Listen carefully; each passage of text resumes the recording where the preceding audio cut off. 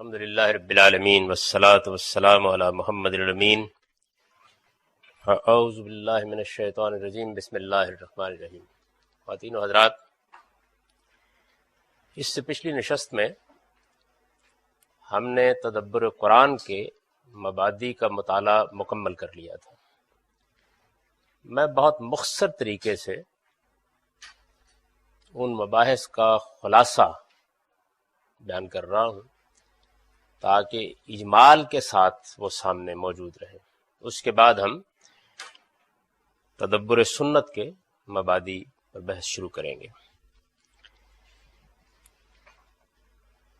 یہ بات ابتدا میں بیان کر دی گئی تھی کہ دین کا تنہا ماخذ محمد الرسول اللہ صلی اللہ علیہ وسلم کی ذات والا صفات ہے۔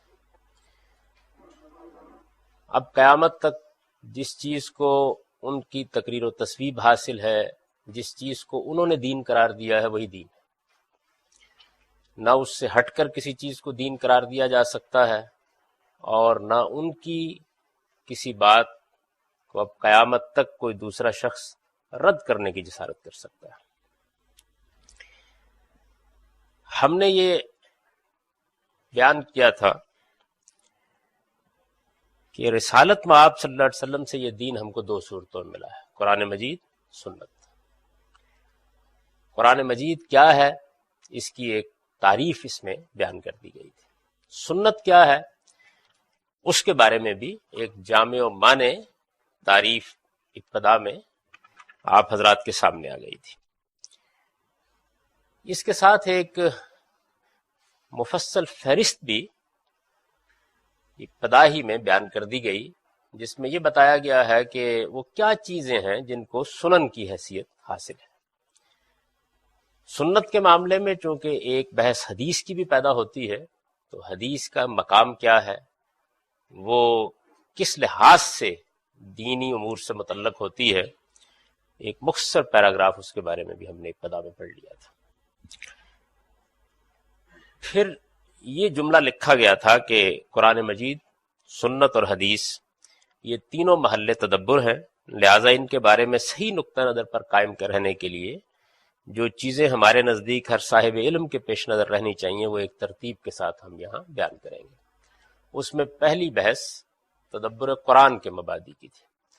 تدبر قرآن کے مبادی میں پہلی چیز یہ زیر بحث آئی کہ قرآن مجید ایک خاص طور کی عربی زبان میں نازل ہوا ہے، جس کو ہم نے عربی معلیٰ کا نام دیا، یعنی وہ قریش کی ٹکسالی زبان ہے، وہ عربی زبان ہے کہ جو رسالت مآب صلی اللہ علیہ وسلم کے زمانے میں عرب میں بولی جاتی تھی۔ اس زبان کے خصائص کیا ہیں، وہ اب ہمیں کہاں سے مل سکتی ہے، اس کے لیے اگر کوئی مشکل پیش آ جائے تو ہم کن ماخذ کی طرف رجوع کر سکتے ہیں، اس پر ہم نے اس باب میں تفصیلی بحث کی تھی۔ دوسری چیز یہ تھی کہ قرآن جس زبان میں نازل ہوا ہے وہ صرف عربی نہیں بلکہ وہ عربی مبین ہے،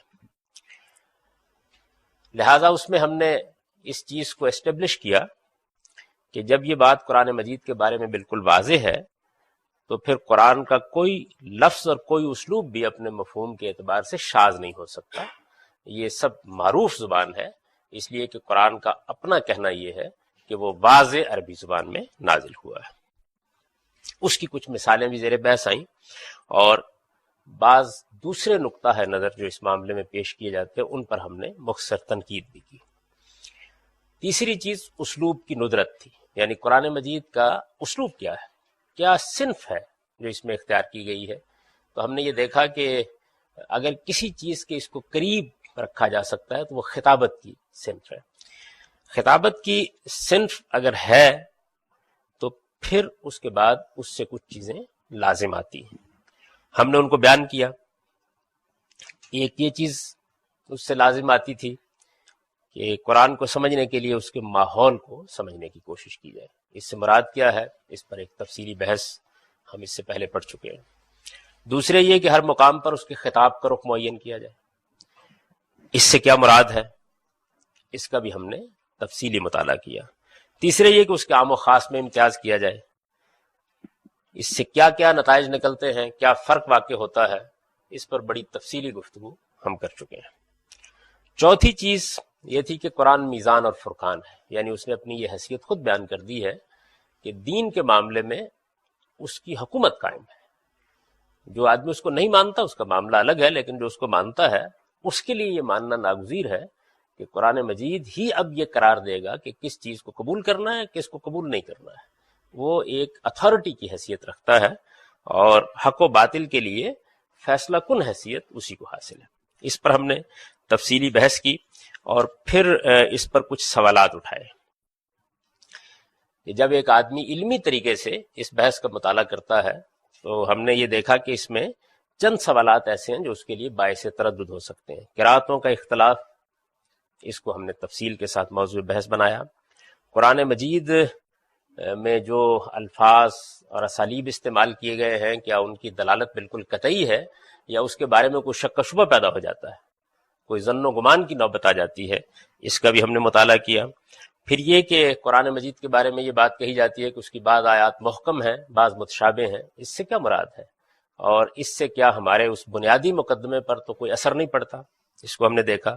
پھر یہ کہ بعض حدیثوں کے مضمون سے بظاہر یہ لگتا ہے کہ قرآن کے مفہوم میں تغیر ہو گیا ہے، تو ہم نے ان میں سے ایک ایک مثال کو لے کر اس کا جائزہ لیا اور اس سے یہ بات واضح کرنے کی کوشش کی کہ نہ صرف یہ کہ کوئی تغیر نہیں ہوتا بلکہ وہ ٹھیک ٹھیک قرآن مجید کے مدعا ہی کا بیان ہے، یعنی قرآن مجید میں جو بات بیان کی گئی ہے اسی چیز کو رسالت میں آپ صلی اللہ علیہ وسلم نے بعض لطافتوں کی صحیح تعبیر کے ساتھ واضح کر دیا۔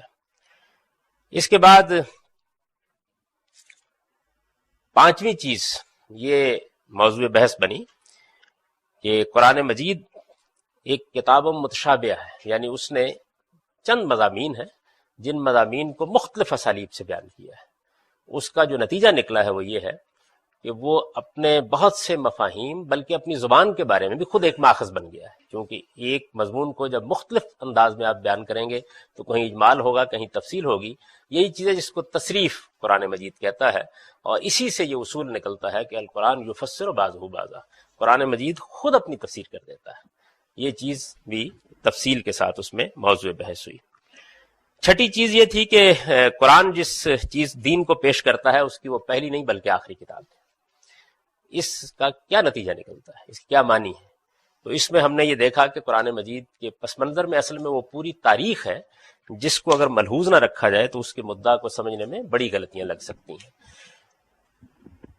چنانچہ اس میں یہ بات زیر بحث آئی کہ قرآن کی دعوت اس تاریخ کے پیش نظر جن مقدمات سے شروع ہوتی ہے وہ یہ ہے، یعنی دین فطرت کے حقائق ہیں، پہلی چیز یہ ہے۔ پھر سنت ابراہیمی ہے جو اس کے پس منظر میں ایک دین کی حیثیت سے موجود ہے۔ پھر نبیوں کے صحائف ہیں، یعنی وہ پہلی مرتبہ نہیں آ گیا، تو جب تک اس سارے پس منظر کو سامنے نہیں رکھا جاتا اس وقت تک اس کی بہت سی تعبیرات کو، اس کے بہت سے مباحث کو آدمی غلط سمجھ لیتا ہے، اور بعض ایسی چیزیں اس میں دریافت کرنے کے لیے چلا جاتا ہے جو پہلے سے موجود ہیں، اس کو اس نے بیان نہیں کیا۔ چنانچہ اس کے کچھ نتائج بھی ہم نے اصول کے طور پر بیان کر دیے۔ مثلا یہ بات بیان کی گئی کہ پورا دین جو ہے وہ خوب و ناخوب کے شعور پر مبنی ان حقائق سے مل کر مکمل ہوتا ہے جو انسانی فطرت میں ودیعت ہے، یعنی اچھائی برائی خیر شر کا ایک شعور ہے جو انسان کے اندر موجود ہے، اس کی بنیاد پر بہت سی چیزیں انسان غلط اور بہت سی صحیح سمجھتا ہے، یعنی ان کو بیان کرنے یا ان کی فہرست پیش کرنے کی قرآن کو ضرورت نہیں ہے۔ دوسرے یہ کہ سنت قرآن کے بعد نہیں بلکہ قرآن سے مقدم ہے، یعنی سنت اصل میں دین ابراہیمی کی تعبیر ہے اور وہ قرآن سے پہلے کی چیز ہے۔ قرآن مجید اس کے پس منظر میں کھڑا ہے، اس کو پہلے مانا جائے گا، تو اس کے بعد قرآن اس کی کہیں اصلاح کر رہا ہے، کہیں تجدید کر رہا ہے، کہیں اس میں کوئی تبدیلی بھی کر رہا ہے۔ پھر تیسری چیز یہ تھی کہ جو الہامی لٹریچر ہے، تو الہامی لٹریچر بھی چونکہ اس کے پس منظر میں کھڑا ہے، یعنی انبیاء علیہ السلام کے صحف بائبل جیسے ہمارے پاس موجود ہے، تو یہود و نصارہ کی تاریخ کو، انبیاء بنی اسرائیل کی سرگزشتوں کو اور اس طرح کے دوسرے موضوعات سے متعلق قرآن کے اسالیب اشارات کو سمجھنے کے لیے ہمیں اس کی طرف رجوع کرنا پڑتا ہے۔ یعنی یہ بات صحیح نہیں ہے کہ ان کو نظر انداز کر کے آپ قرآن مجید کو سمجھ لیں گے۔ قرآن بہت سی جگہوں کے اوپر ان کی طرف اشارہ کرتا ہے، ان کے بعض مباحث کو بیان کرتا ہے، ان کی طرف تلمیح کرتا ہے، تو یہ ساری چیزیں بھی سمجھنی ناگزیر ہے۔ ساتویں چیز یہ تھی کہ قرآن اپنے مضمون کے لحاظ سے ایک رسول کی سرگزشت انذار ہے، یعنی اس کا مضمون کیا ہے؟ کیا ایسا ہے کہ کوئی توحید رسالت کے بارے میں مباحث قائم کر کے کچھ مضامین لکھ دیے گئے ہیں؟ ایسا نہیں ہے، بلکہ ایک پیغمبر کی بعثت ہوئی ہے پیغمبر کیا ہوتا ہے، اس کی بعثت کس طرح زمین پر ایک عدالت بن جاتی ہے، وہ کن مراحل سے گزرتا ہے، اس میں انذار عام، اسی طرح اتمام حجت، ہجرت و برات، اور اس کے بعد آخری فیصلے کے جتنے مراحل ہیں، وہی اصل میں قرآن کا موضوع ہے. وہ اسی کے لحاظ سے ترتیب دیا گیا ہے اور اس کی ساری بحث اسی طرح شروع ہوتی ہے. اس سے بھی ہم نے کچھ نتیجے نکالے. مثلا یہ نتیجہ نکالا کہ قرآن کی ہر سورہ میں تدبر کر کے اس کا زمانہ نزول نبی صلی اللہ علیہ وسلم کی دعوت کے ان مراحل کے لحاظ سے متعین کرنا چاہیے. پھر یہ کہ ہر سورہ کے بارے میں یہ طے کرنا چاہیے کہ اس کے مخاطب کون ہیں، یعنی کیا زمانہ رسالت کے مشرکین ہیں، اہل کتاب ہیں، منافقین ہیں، پیغمبر اور ان کے ساتھی ہیں، اہل ایمان کا کوئی خاص گروہ ہے. جب تک یہ تدبر کر کے متعین نہ ہو جائے تو کلام کا رخ کیا ہے یہ متعین کرنے میں دقت پیش آتی ہے. پھر یہ کہ بالخصوص غلبہ حق کے بارے میں یا زمین کی خلافت عطا کرنے کے بارے میں اور جہاد و قتال کے بارے میں جو آیات ہیں، ان کا چونکہ ایک مخصوص پس منظر اس موضوع کے لحاظ سے بن جاتا ہے، تو ان کے بارے میں بہت متنبہ ہو کر غور کیا جائے کہ کہیں ایسا تو نہیں ہے کہ وہ اللہ تعالیٰ کے قانون اتمام حجت کی کسی فرع کے طور پر ہے اور ہم انہیں ایک ابدی قانون بنا رہے ہیں. تو اس پر بھی ہم نے بڑی تفصیلی بحث کی. پھر 8ویں چیز یہ تھی کہ قرآن کی ہر سورہ میں ایک متعین نظم کلام ہے. یہ نظم کلام کیا اہمیت رکھتا ہے، اس میں ہم نے استاذ امام کی بعض تصریحات کا مطالعہ کیا. پھر ہم نے یہ دیکھا کہ اس نظم کا اثر تعویل پر کیا پڑتا ہے، اور اس اصول کو ہم نے سمجھنے کی کوشش کی کہ یہ بات جو ہم کہتے ہیں کہ قرآن مجید کی ایک ہی تعویل ممکن ہے، تو یہ نظم ہی سے چیز حاصل ہوتی ہے. یعنی سیاق سباق کانٹیکسٹ کو جب رکھ کے آپ دیکھتے ہیں تب معلوم ہوتا ہے کہ اصل میں قرآن مجید کا مدعا کیا ہے. قرآن کی صورتوں میں یہ نظم کس صورت میں ہے، اس کا ہم نے تفصیلی مطالعہ کیا. یعنی یہ دیکھا کہ اس میں ایک سورہ کس طریقے سے پیروں میں تقسیم ہوتی ہے، پھر فصول میں تقسیم ہوتی ہے، پھر کس طرح سے اس کی تمہید، اس کا خاتمہ، ان میں مضمون کی ڈیولپمنٹ، اس کا تدریجی ارتقاء کیسے ہوتا ہے، اور مضمون کس طریقے سے مختلف شفٹس میں سے گزرتا ہوا آگے بڑھتا ہے، یہاں تک کہ وہ پھر ایک مستقل بذات وحدت کی صورت اختیار کر لیتی ہے. 9ویں چیز یہ تھی کہ قرآن مجید کی صورتیں پھر خود قرآن میں کس طرح ترتیب دی گئی. یعنی ایک تو سورہ کا اپنا نظم ہے، کیا کوئی بے ترتیب چیز ہے کہ جس پہ بڑی چھوٹی صورتوں کو رکھ دیا گیا ہے، یا اس میں کوئی مانوی ترتیب ہے. تو ہم نے اس مانوی ترتیب کا مطالعہ کیا اور پھر یہ دیکھا کہ اس میں کس طریقے سے صورتیں بالعموم جوڑا جوڑا ہیں، کس طریقے سے ان کے 7 ابواب بن جاتے ہیں، ان 7 ابواب کے موضوعات کیا ہیں، اور پھر آخر میں اس چیز کا بھی مطالعہ کیا کہ وہ 7 ابواب پھر کس ترتیب کے ساتھ خود قرآن میں رکھے گئے. یعنی اس کو بھی ہم نے تفصیل کے ساتھ دیکھا. اور 10ویں اور آخری چیز یہ تھی کہ قرآن کی ایک تاریخ ہے، وہ 6 صدی عیسوی میں محمد صلی اللہ علیہ وسلم پر نازل ہوا ہے اور اس کا نزول سرزمین عرب میں ہوا ہے. لہٰذا یہ بات اگر ٹھیک ہے، اور یہ بات بھی ٹھیک ہے کہ علماء و محققین اس کے بعد بھی 14 صدیوں سے کام کر رہے ہیں، آج ہم ہی اس کا مطالعہ کرنے کے لیے نہ اٹھے، تو پھر یہ ضروری ہے کہ آدمی کی تاریخ عرب پر بھی اچھی نگاہ ہو. نبی صلی اللہ علیہ وسلم کے صحابہ اور آپ کی نسبت سے جو باتیں حدیث اور آثار میں بیان ہوئی ہیں، کیونکہ حضور نے بھی اس کے بارے میں کچھ کہا ہے، صحابہ نے بھی کہیں نہ کہیں کچھ کہا ہے، تو اس کا بھی آدمی کو علم ہونا چاہیے. اور علماء اور محققین نے جو بعد میں کام کیا ہے اس پر بھی اس کی نظر ہونی چاہیے. اس میں ہم نے تفسیر کی امہات کا ذکر کیا، یعنی وہ سورس بکس کون سی ہے کہ جن کی طرف ایک طالب علم کو لازماً رجوع کر لینا چاہیے. یہ مختصر خلاصہ ہے ان مباحث کا جو ہم نے اس سے پہلے تدبر قرآن کے مبادی کو پڑھتے ہوئے کیے. اس خلاصے کے بعد اب ہم تدبر سنت کے مبادی کا مطالعہ کریں. 63 صفحہ ہے اس کتاب کا، اس میں مبادی تدبر سنت، یعنی سنت پر اگر غور و خوض کیا جائے کیا چیز ہے اس کو متعین کرنے کی کوشش کی جائے تو اس میں کیا اصول سامنے رہنے چاہیے. جیسے ہم نے قرآن مجید کا تدبر کے اصول دیکھے، ایسے ہی ظاہر ہے کہ سنت پر بھی اگر غور و خوض کیا جائے گا تو اس کے بھی کوئی اصول ہونے چاہیے جن کی بنیاد کے اوپر اس پر آدمی کو غور کرنا چاہیے. میں نے یہ لکھا ہے کہ سنن کیا ہے. انہیں ہم نے اس مضمون کی تمہید میں بالکل متعین طریقے پر پیش کر دیا. یعنی یہ بحث یہاں نہیں ہونی کہ سنن کیا ہے، یہ تو پیچھے بیان ہوگی. ایک پوری فہرست پیچھے آپ دیکھیں گے بالکل ابتدائی میں بیان کر دی گئی جس میں بتا دیا گیا کہ یہ سنن ہے. یعنی یہ وہ دین ابراہیمی کی روایت ہے جو رسالت مآب صلی اللہ علیہ وسلم کے پہلے موجود تھی. یہ دین ہمیشہ سے چلا آ رہا تھا، یہ انبیاء علیہ السلام کا دین ہے. قرآن نازل ہوا تو اس نے ان میں کچھ اصلاح کی، ان کی تجدید کی، اور بعض جگہوں کے اوپر رسالت باب سلسلہ نے ان میں کچھ اضافہ بھی کیا اور پھر اس کے بعد اس کو دین کی حیثیت سے آگے جاری کر دیا۔ یہ ساری فہرست اس سے پہلے آپ کی نظر سے گزر چکی ہوگی۔ اب ہم جب اس کے اصول پڑھیں گے تو بار بار اس فہرست کی مراجعت کریں گے۔ یہ تعین جس طرح ہوئی ہے، اب سوال یہ ہے کہ یہ کیسے متعین کر لیا گیا؟ یہ سنن کیا کہیں لکھی ہوئی ہے یا قرآن مجید کا آخری صفحہ کھولیں تو اس میں یہ درج ہے؟ کہاں سے اخذ کی گئی؟ یعنی ان کو جب آپ متعین کرتے ہیں تو آخر کوئی طریقہ ہوگا نا اس سے تعین کریں گے، یا کہیں پائی جاتی معلوم ہونا چاہیے۔ یہ تعین جس طرح ہوئی ہے اس کے چند رہنما اصول ہیں۔ یعنی میں نے یہ عرض کیا ہے کہ یہ ایسا نہیں ہے کہ الٹ اب کسی چیز کو آپ سنت قرار دے دیں، کسی چیز کو سنت قرار نہ دیں۔ اس کے کچھ اصول ہیں، وہ ہم آگے بیان کریں گے، جنہیں ہم تفصیل کے ساتھ بیان کریں گے۔ تو سنن کیا ہے اس کی فہرست پیچھے موجود ہے۔ ان تک پہنچنے کے لیے کیا پرنسپل، کیا اصول، کیا مبادی سامنے رہنے چاہیے، وہ اب ذہن ایسا ہے۔ ان مبادی کو پڑھنے سے پہلے ذرا صورتحال کا ایک نقشہ اپنے سامنے رکھیے۔ یہ بات آپ کو یاد ہوگی، میں نے جب سنن کی فہرست سے پہلے خود سنت کیا ہے کس کی بحث کی، بالکل ابتدائی لیکچر میں نے وہاں ابن عبد البر کا ایک اقتباس آپ لوگوں کو دے دیا اور یہ بتایا تھا کہ اس میں انہوں نے یہ بتا دیا ہے کہ ہمیں یہ سنت کہاں سے ملتی۔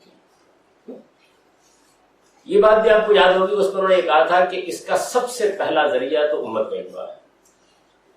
یعنی یہ بات مسلمان امت کا اجماع اس کو منتقل کر رہا ہے، بالکل ایسے ہی جیسے قرآن کو منتقل کر رہا ہے۔ پہلا ذریعہ یہ ہے۔ اس کے بعد انہوں نے لکھا کہ اس کا دوسرا ذریعہ اخبار احاد ہے۔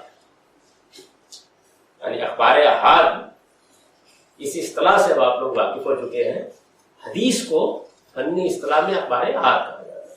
یعنی وہ اخبار یا وہ خبریں جو ایک ایک، دو دو، چار چار لوگوں نے بیان کر دی۔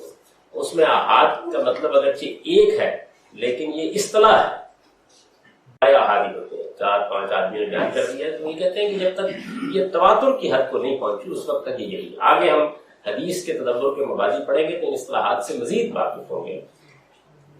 میں یاد کر رہا تھا کہ یہ ہمارے ہاں سلف کا موقع ہے۔ اب اتنی بات کے لیے تو مجھے کوئی دلائل دینے کی ضرورت نہیں ہے کہ سنت کہاں پڑی ہوئی۔ تھوڑی دیر کے لیے جن اصولوں کو میں بیان کر رہا ہوں وہ الگ چیز ہے، امت کے اجماع میں پڑی ہوئی یا ہمارے ہاتھ میں پڑی ہوئی، یہ تو واضح ہو گیا۔ یعنی اگر آپ تلاش کرنے کے لیے جائیں تو یہ کس کمرے میں پائی جاتی ہے؟ یہ تو ابن عبد البر کی اس عبارت سے جو تمام لوگوں کا موقف ہے، سب لوگ یہ موقف رکھتے ہیں، اس میں میں منفرد نہیں ہوں، تو وہ کہاں پائی جائے گی؟ اور یہ بالکل ٹھیک بات ہے، یعنی بظاہر ایسے ہی ہونا چاہیے کہ نبی صلی اللہ علیہ وسلم سے جب اس کی تصویب ہو رہی ہے یا یہ انبیاء علیہ السلام کا دین ہے جو پہلے سے چلا آ رہا ہے تو امت کے اجماع میں ہونا چاہیے۔ اور یا پھر یہ ہے کہ کسی شخص نے حضور صلی اللہ علیہ وسلم سے کوئی بات سن کر سمجھ کر بیان کر دی ہو، یعنی جو کچھ بھی نبی صلی اللہ علیہ وسلم سے صادر ہوگا وہ ان دونوں ہی ذرائع میں ہونا چاہیے۔ یہ اخبار احاد اور اجماع، اس کی بنیاد پر جو کچھ ہمارے پاس موجود ہے، ایک شکل یہ ہے کہ یہ سب سنت ہے اور ایک صورت یہ ہے کہ نہیں اس میں سنت پائی جائے۔ یعنی اب میں جس جگہ پر کھڑا ہوں وہ یہ ہے کہ یہ سب سنت نہیں ہے، یہ آگے واضح ہو جائے گا کیوں نہیں۔ یعنی سنت یہاں پائی جاتی ہے، یوں سمجھ لیجیے کہ ایک بہت بڑا انبار ہمارے سامنے آ رہا ہے جس میں بے شمار حدیثیں ہوں گی۔ یعنی اب تک جو ہمارے پاس معلومات ہے تو معلوم ہوتا ہے کہ کوئی یعنی جو 30-35 ہزار تو ہیں، 30-35 ہزار روایتوں کا ایک اتنا ذخیرہ ہے جو پڑا ہوا ہے۔ اگر یہ بات ٹھیک ہے کہ سنت اجماع میں پائی جاتی ہے اور سنت اخبار احاد میں پائی جاتی ہے تو یہ ذخیرہ بھی ظاہر ہے کہ ایک موضوع بن گیا اس کے نتیجے میں۔ اچھا، مسلمانوں کا اجماع بھی ایک موضوع بن گیا۔ تو یہ دونوں جو چیزیں ہیں یہ ایک سمجھ لیجیے کہ ایک بہت بڑا انبار ہے جو ہمارے سامنے پڑا ہوا ہے۔ اگر تو یہ سادہ اصول ہے کہ یہ جو کچھ پڑا ہوا ہے سنت، پھر تو کوئی مشکل نہیں۔ بھائی آپ ایک کمرے میں داخل ہوئے اور آپ کو یہ کہا گیا کہ آپ اس کمرے میں داخل ہوئے، یہاں جو کچھ موجود ہے آپ دروازہ کھولیے، یہ سنت، بڑی آسان چیز ہے، یعنی کوئی تحقیق کی ضرورت نہیں.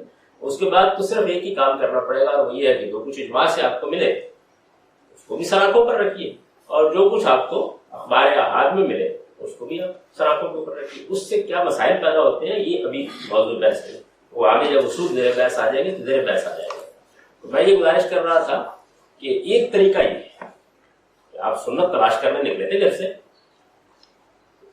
آپ کو معلوم ہوا کہ وہ مسلمانوں کے اجماع میں اور اخبار احاد میں ہے. آپ نے پوچھا کہ ان میں ہے، جواب دینے والے نے جواب دیا کہ نہیں، بس سب کچھ سنت. تو معاملہ بہت آسان ہو گیا، یعنی اب کوئی پیچیدگی نہیں. ایک مثال کے طور پر کباڑ خانے میں آپ داخل ہو گئے نا، تو اس کباڑ خانے میں داخل ہونے پر آپ سے کہا جاتا ہے کہ یہاں کی ہر چیز جو آپ اٹھا لیں یہ سنت ہے، پھر کوئی مسئلہ نہیں ہے. کسی آپ ملازم کو بھیج دیجیے، کسی ہاتھ میں کو بھیج دیجیے، کسی عورت کو بھیج دیجیے، کسی بچے کو بھیج دیجیے، کسی مرد کو بھیج دیجیے، جس کو چاہے بھیج دیجیے، وہ جا کے اٹھا لائے گا. لکڑی اٹھا لاتا ہے وہ بھی سنت ہے، میل اٹھا لاتا ہے وہ بھی سنت ہے، جو چیز بھی مسئلہ ختم ہو گیا. لیکن اگر یہ کہا جائے کہ بھائی وہ جو کباڑ خانہ ہے اس کے اندر سنت ہے، جو چیزیں پڑی ہوئی ہیں ان چیزوں میں کچھ چیزیں سنت ہے، اگر یہ کہا جائے اب گویا تلاش تحقیق جستجو کا مسئلہ پیدا ہو جائے گا نا. یہ اس کے نتیجے میں تو یہ جو مسئلہ ہے کیا پھر واقع ہے یہ. اب آپ دیکھیے، اب اصول کا مطالعہ کرتے ہیں، اس کے بعد یہاں اس نتیجے پر پہنچیں گے کہ یہ اصول صحیح ہے. یہ میں پہنچ جائے گا یہ اصول جو بتائیں گے ٹھیک نہیں. اگر یہ اصول ٹھیک نہیں ہے مسئلہ ختم ہو گیا، پھر تو وہیں کھڑے ہو جائیں گے جا کے کہ اس جگہ پر جو کچھ بھی پڑا ہوا ہے وہ سب اٹھا لے لیں اس بات. اچھا، اور اگر یہ اصول صحیح ہے تو انہی سے متعین ہو جائے گا کہ پھر اس کے اندر سے اس کو نکالنے کا طریقہ ہے. یہ بات واضح ہو جائے گی. تو پہلا اصول،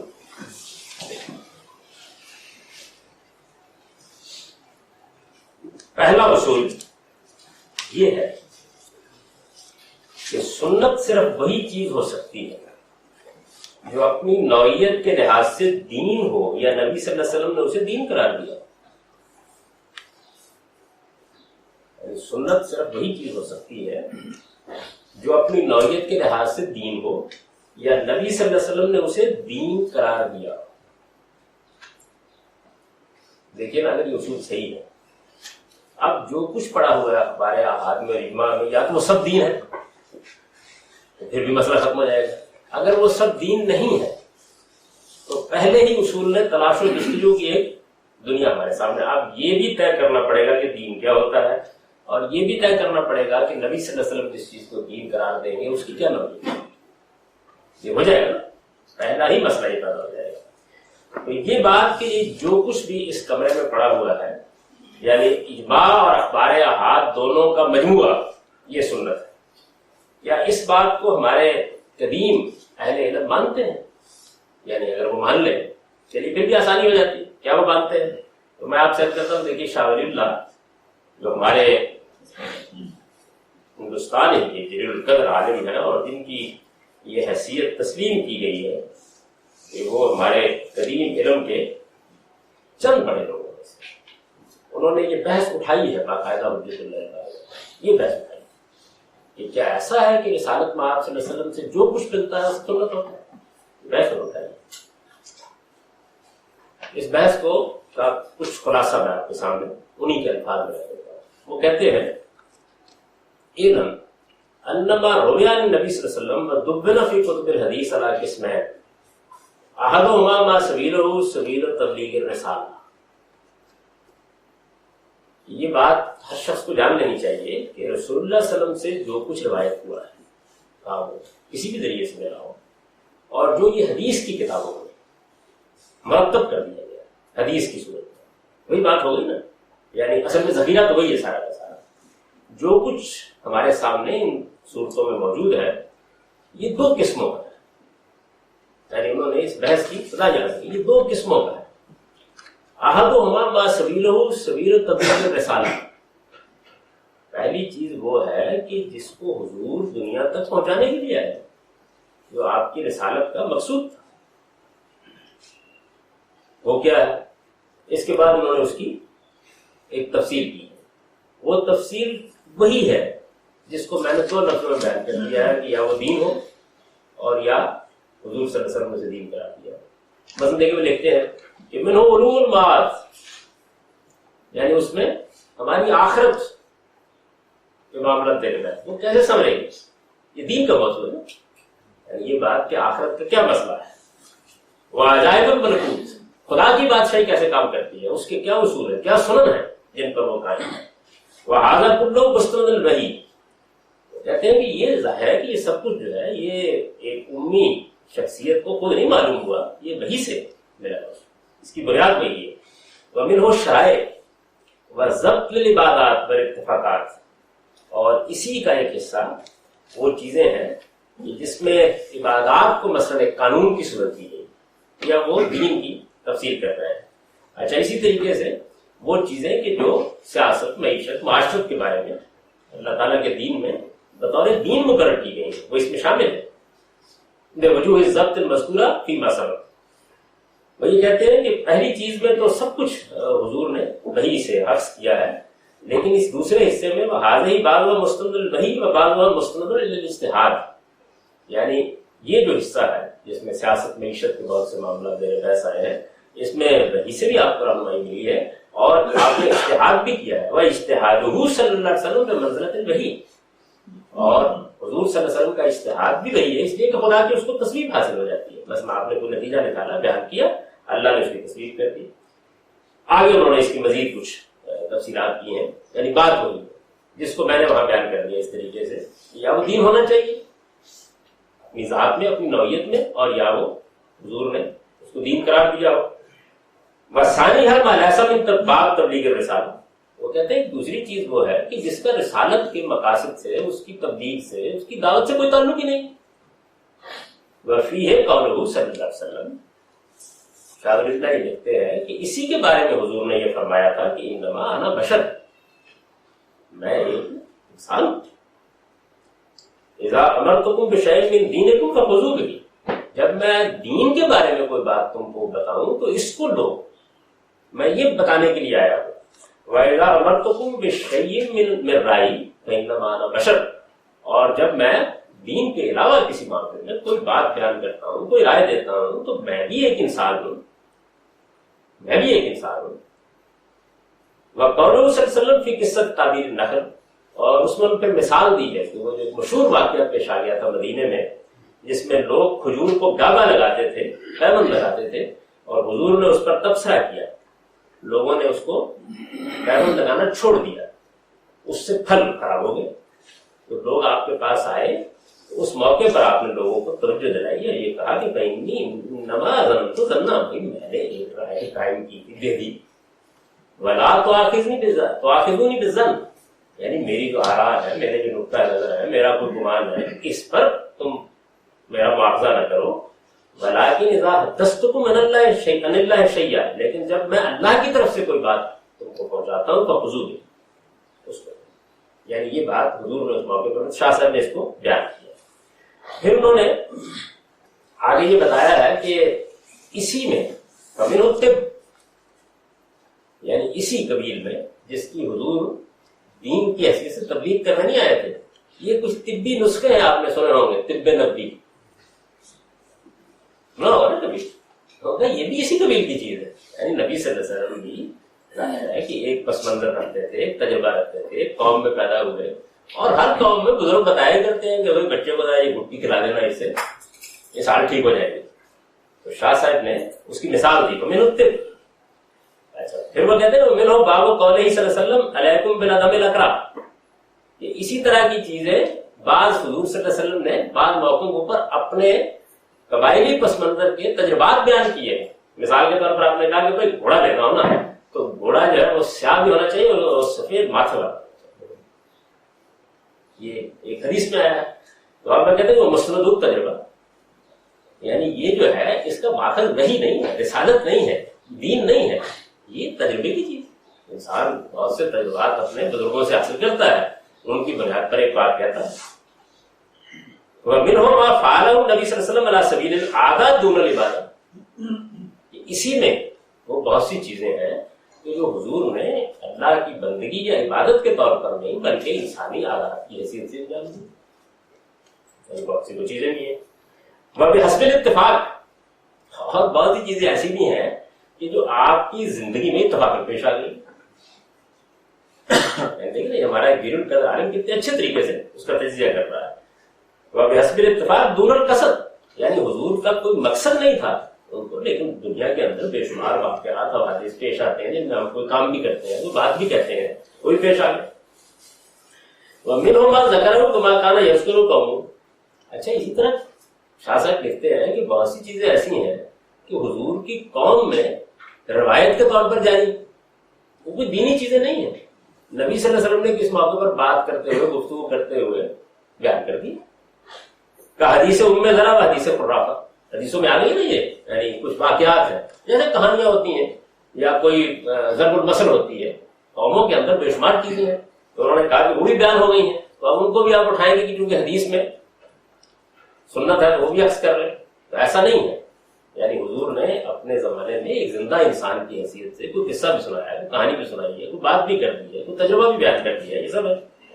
وہ قول زید بن ثابت ہے سو دخل علیہ. وہ کہتے ہیں کہ ذرا میں بات میں سمجھاتا ہوں. سیدنا زید بن ثابت جن قدر صحابی ہیں، ان کے پاس کچھ لوگ آئے تو اس سے تم سمجھ لو گے اس بات کو. فقال لہو، تو انہوں نے آ کے سیدنا زید بن ثابت سے یہ کہا کہ حدثنا احادیث رسول اللہ صلی اللہ علیہ وسلم، آپ ہمیں آج کچھ رسول اللہ کی حدیثیں سنائیے. یہ انہوں نے کہا کہ کن تو جا رہا ہوں بھائی، میں حضور کا ہمسایہ رہا ہوں. یہاں بات سنی. فکانا ایسا نظرہ رہے وہی باسا رہی یا فکتبتم لہو، اور میں ان کی وحی کی کتابت بھی کرتا رہا ہوں. وحی نازل ہوتی تھی، مجھے بلا کے بھیجتے تھے، میں حاضر ہو جاتا تھا اور میں آپ کے لیے وحی لکھا کرتا تھا. یعنی یہ خدمت بھی میں نے انجام دی ہے. فکانا ایسا ذکرنا دنیا ذکرہ مال، لیکن یہ خیال نہ کرنا جو حضور حضرت صرف زبان وحی سے کلام کرتے تھے، یعنی کبھی ہم دنیا کی باتیں کرتے تو آپ بھی شریک ہو جاتے تھے ہمارے ساتھ. سیدنا زید بن ثابت نے کہا کہ ہم دنیا کی کوئی بات کرتے تھے، ظاہر ہے کہ بے شمار واقعات معاملات ہوتے ہیں جو روزمرہ پیش آتے ہیں. کوئی مکان بنانا ہے، کوئی کسی آدمی کو پیغام بھیجنا ہے، کوئی اور اس طرح کا معاملہ کرنا ہے. تو اگر کہ جب ہم دنیا کا ذکر کرتے تو ایسا نہیں ہے کہ حضور یہ کہتے کہ بھائی میرا دنیا سے کوئی تعلق نہیں ہے، آپ ہمارے ساتھ اس گفتگو میں شریک ہو جاتے تھے. وَإِذَا ذَكَرْنَا الْآخِرَةَ ذَكَرَهُ، اور جب آخرت کا ذکر ہم کرتے بیٹھ کر تو ظاہر ہے کہ حضور اللہ کے پیغمبر تھے، ہمارے ساتھ شریک ہوتے تھے. وَإِذَا ذَكَرْنَا الطَّعَامَ ذَكَرَهُ، بھائی کھانوں کا ذکر آ جاتا، کون سا اچھا ہے کون سا برا ہے کیا کرنا چاہیے، تو حضور ہمارے ساتھ گفتگو میں شریک ہوتے تھے. یعنی کوئی تبشر نہیں تھا طبیعت میں ہاں جناب کی، اس میں بھی شریک ہو جاتے تھے. کل حاضہ وحدثکم عن رسول اللہ صلی اللہ علیہ وسلم، ہوگا تو مجھے حدیثیں سن جائے تو میں یہ سب جان کر دوں. یعنی اگر حدیثیں سننے کے لیے آئے گا تو بھائی اس میں یہ سب جان ہو جائے گا. وَمِنْهُمْ مَا قَصَدَ بِهِ مَسْلَةً جُزْئِيَّةً يَوْمَئِذٍ.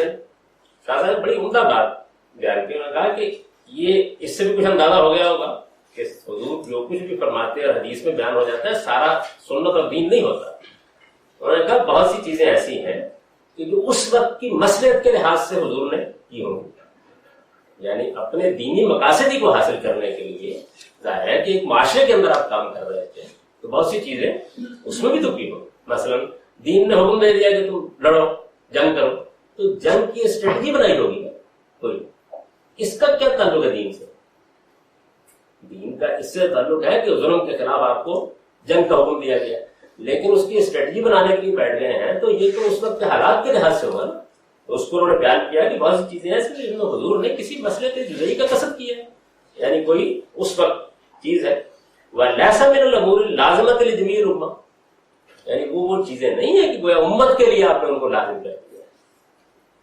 وہ تو اس وقت کا ایک مسئلہ پیش آ گیا، اس میں حضور نے ایک بات کہی تو مزید اس کو واضح کیا. کہتے ہیں ذَلِكَ مِثْلُ مَا يَأْمُرُ بِالْخَلِيفَةِ مِنْ تَعْبِيَةِ الْجُيُوشِ وَتَعْيِينِ الشَّعْبِ.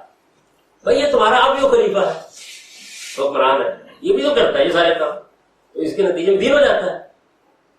لشکر بھیجتا ہے، کچھ علامتیں مقرر کرتا ہے، کچھ اور ٹھنڈا دیتا ہے کسی کو، بے شمار کام کرتا ہے اس طرح کے. وَهُوَ قَوْلُ عُمَرَ رضی اللہ عنہ مَا لَنَا وَلِلرَّمْلِ كُنَّا نَتَرَاءَ فِي قَوْمًا قَدْ أَهْلَكَهُمُ اللَّهُ ثُمَّ خَشِيَ أَن يَكُونَ رُؤُوسَهُمُ الْآخِرَ.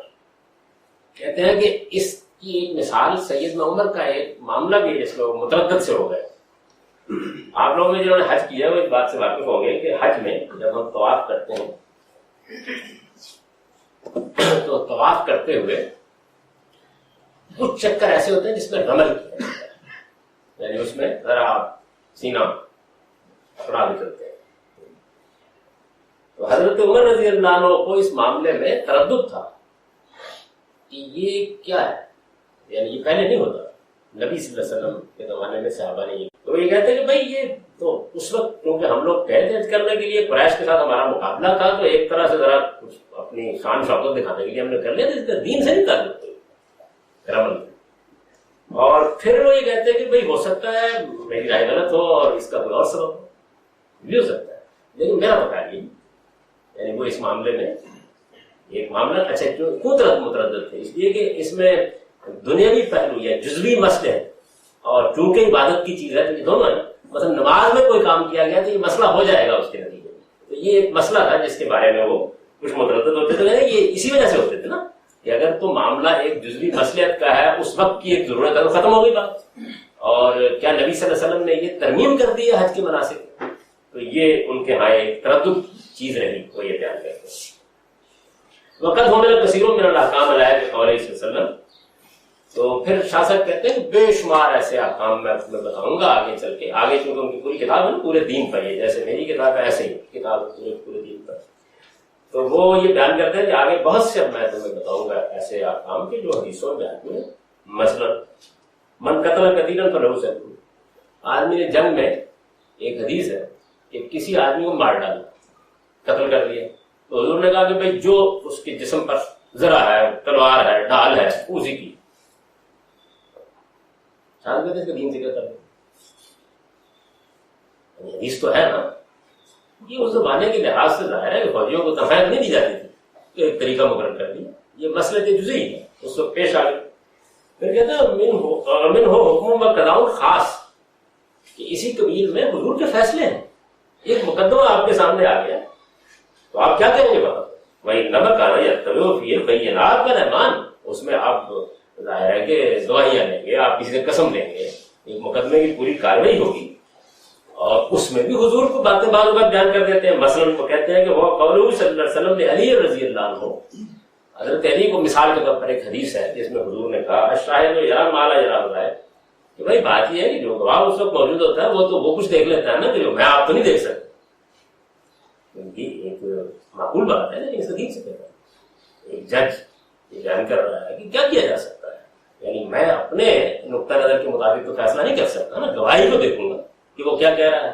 تو یہ شاہ صاحب نے گویا اس باب کو شروع کرنے سے پہلے جس میں وہ سنت میں آنے والی چیزوں کو بیان کریں گے، ایک بہت اچھا مقدمہ لکھ کے یہ بتا دیا ہے کہ یہ نہیں ہو سکتا کہ ہر چیز کو دین قرار ہو. کون سا باب؟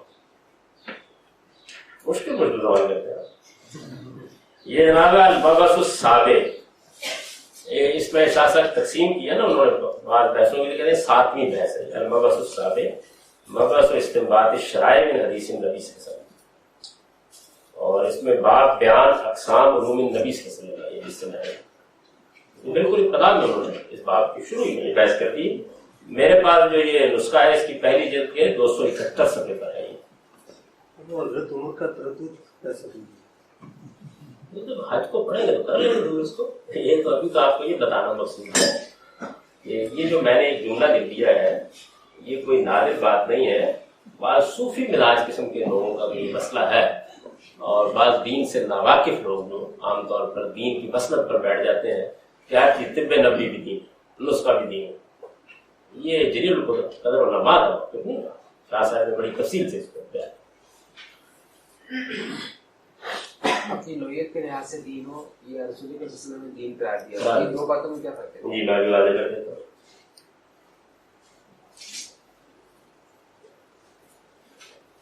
پہلا اصول یہ ہے کہ سنت صرف وہی چیز ہو سکتی ہے جو اپنی نوعیت کے لحاظ سے دین ہو یا نبی صلی اللہ علیہ وسلم نے اسے دین قرار دیا. اپنی نوعیت کے لحاظ سے دین.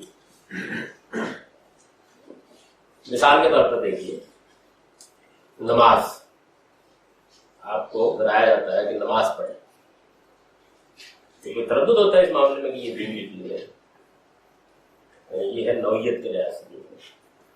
قرآن کی تلاوت کریں، اللہ کا ذکر کریں, دعا کریں, یعنی یہ چیزیں اولین دین عبادات ہوتی ہیں.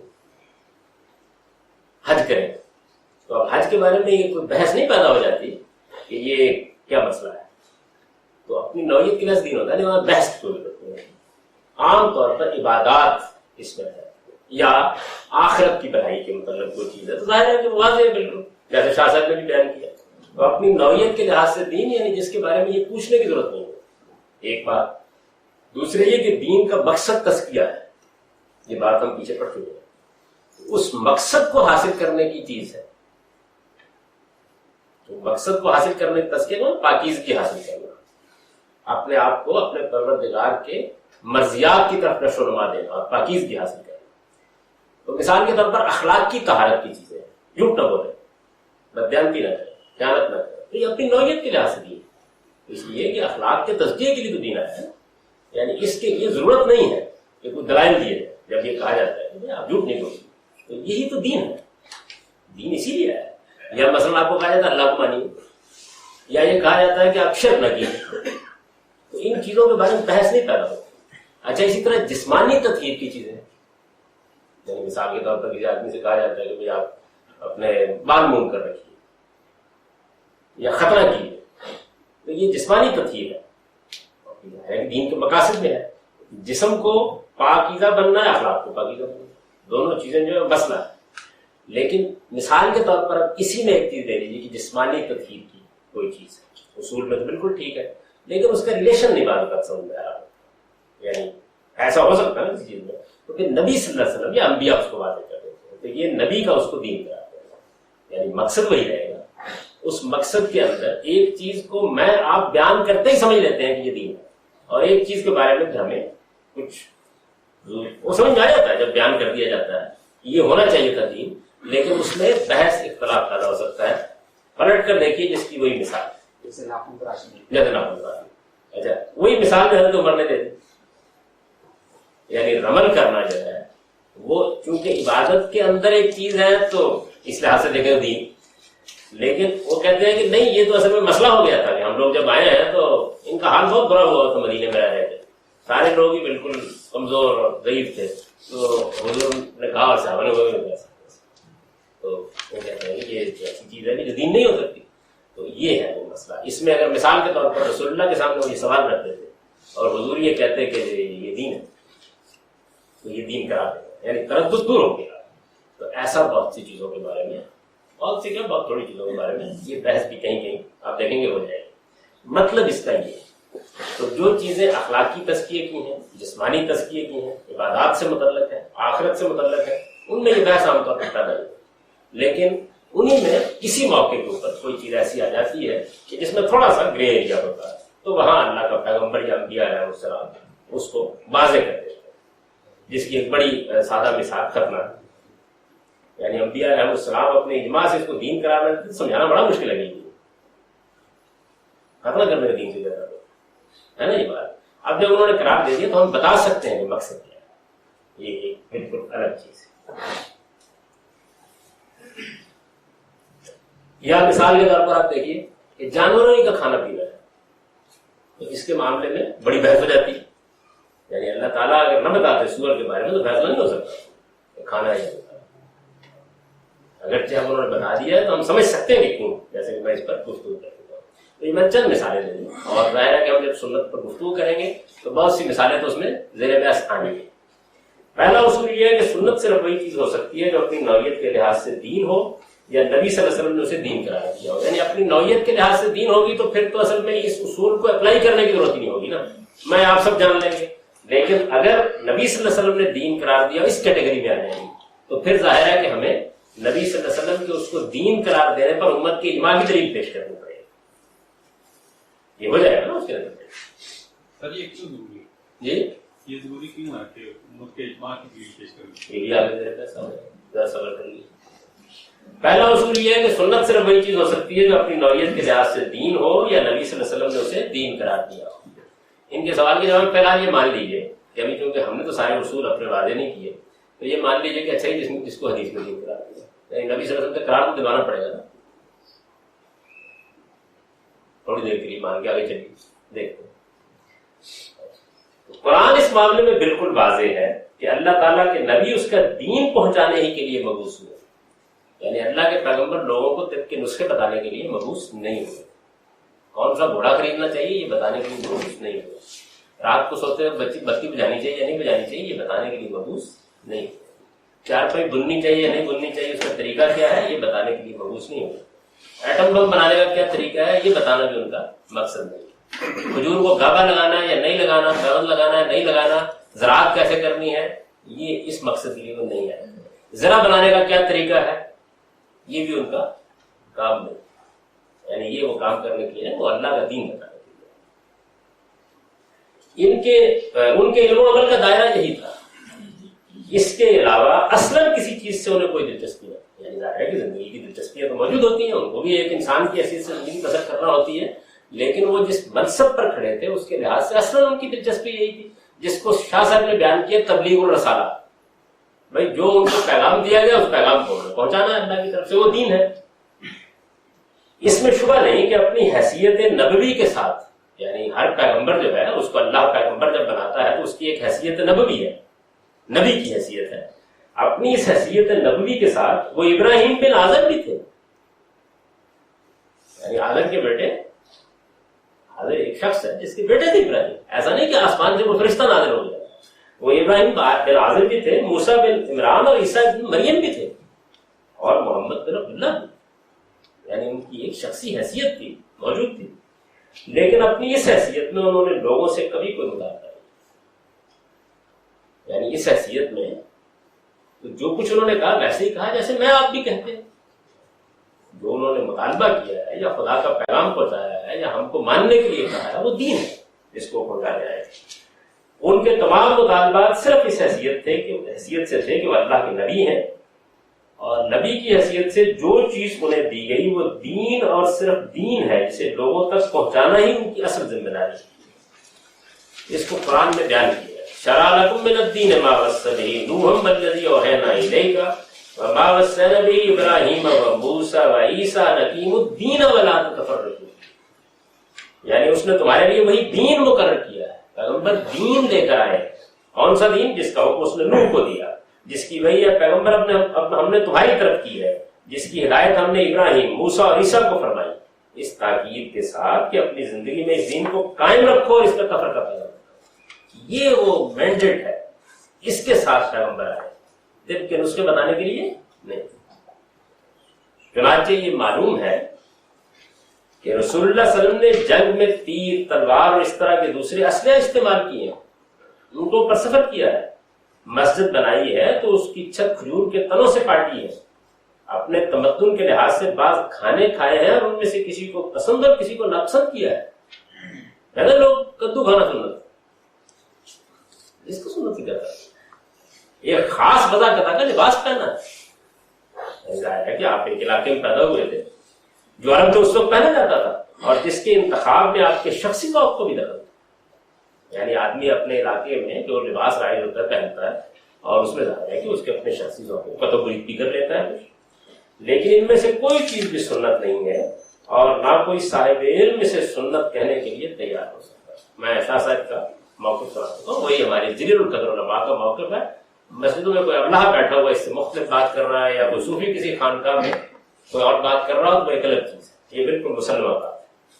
نبی صلی اللہ علیہ وسلم نے یہ بات خود ایک موقع پر اس طرح واضح فرمائی، یعنی اوپر قرآن مجید نے ہم کو یہ بتایا، بالکل معقول رکھلی بات ہے، اور حضور نے بھی اس کو واضح کر دیا، یہ وہی ہے جو اس سے پہلے اب شاہ صاحب کے سن چکے ہیں، انما انا بشر اذا امرتکم بشیء من دینکم فخذوا بہ واذا امرتکم بشیء من رأی فانما انا بشر انما ظننت ظنا فلا تؤاخذنی بالظن ولكن اذا حدثتكم عن الله شيئا فخذوا به فإني لن أكذب على الله أنتم أعلم بأمر دنیا، یہ مسلم کی روایت ہے، نیچے اس کے حوالے ہے۔